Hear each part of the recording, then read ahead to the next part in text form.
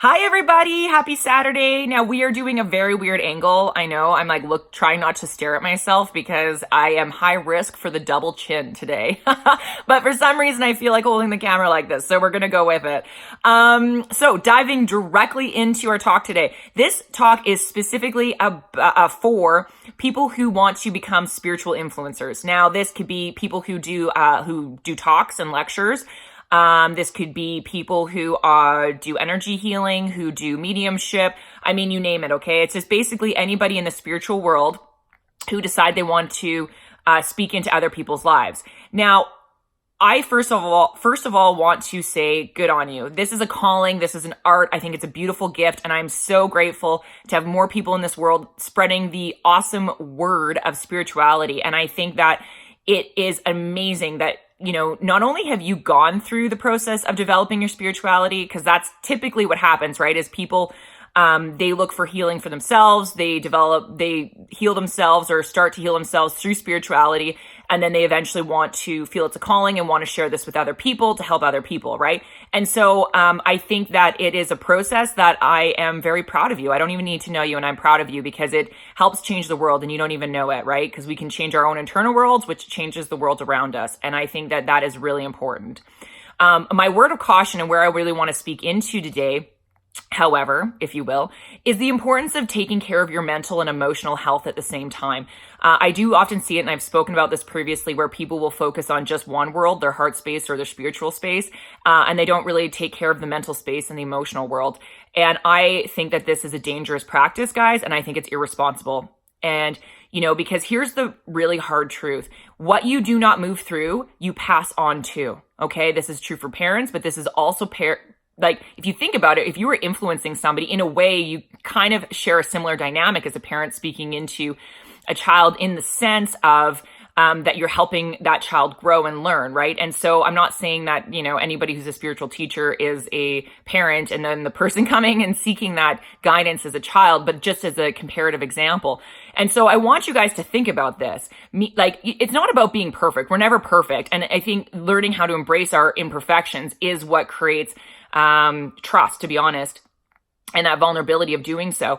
But if you were somebody who you've solely, developed your gift without moving through your mental and emotional healing and taking responsibility for that, meaning that you found good psychologists, you did do the counseling, you did the work, I don't know, for whatever it is for you, I mean, definitely personal growth, personal development, reading books, anything about exploring, because it's really, oh my God, guys, I have seen so many people, even for myself, when I was deciding to pursue the spiritual world, if you will, and becoming an influencer, I met a lot of people who, the more I got to know, I was like, you guys are so unhealthy, and the advice that they would give me was scary, okay? And anybody who says that they can just be a complete, you know, a middleman and not influence the work that they're doing, so whether that's the messages or the energy, that's false, guys, okay? And that's my true belief. Maybe you disagree, but this is really 100% true for me. I've seen it through receiving. I've seen it through my own practice. And you really need to make sure you do the work to heal your own self if you are going to be an influencer. And this is important because here's the thing, guys, and I'll use an example, and this is just one example. Okay, all of us have limiting beliefs, okay? This is part of the game. And when you have a limiting belief, you might not even realize you have it, but it influences everything you do, right? So this limiting belief is, let's say I am worthless, okay? And so it plays out in different ways. Now, I'm not a counselor, so I don't know exactly the key ways it plays out. So if you're a counselor looking at this, be like, what? But my point is, okay, this plays out in different ways. So what ends up happening is this limiting belief becomes a dysfunctional need because we're always hustling. Think about it. If you have this limiting belief about yourself that you're worthless, you're going to hustle the rest of your life proving that that's not true, right? You're trying to basically out logic or trick this limiting belief by saying, no, I totally have worth. Look at all these things I have done. But unless you get rid of that limiting belief, you will always be hustling with that limiting belief. So it becomes a dysfunctional need. How does this play out?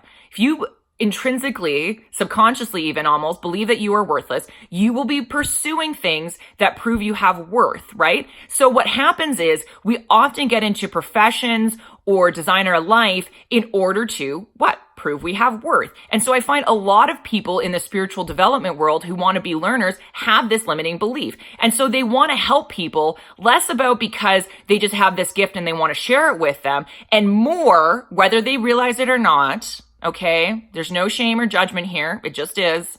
They end up actually doing this because they need people they need to help people, right? They need other people to almost fulfill that need for them, right? They do. And so they need to give messages and they need to help people heal because it helps hustle that limiting belief about themselves, right? But when you do that, it's not coming from a healthy place, guys.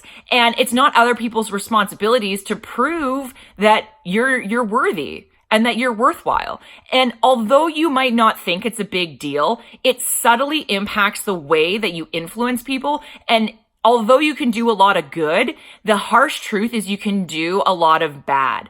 And so I'm not saying, again, you have to be perfect, but what I am saying is you need to take responsibility for your mental and emotional healing as you develop your spirituality.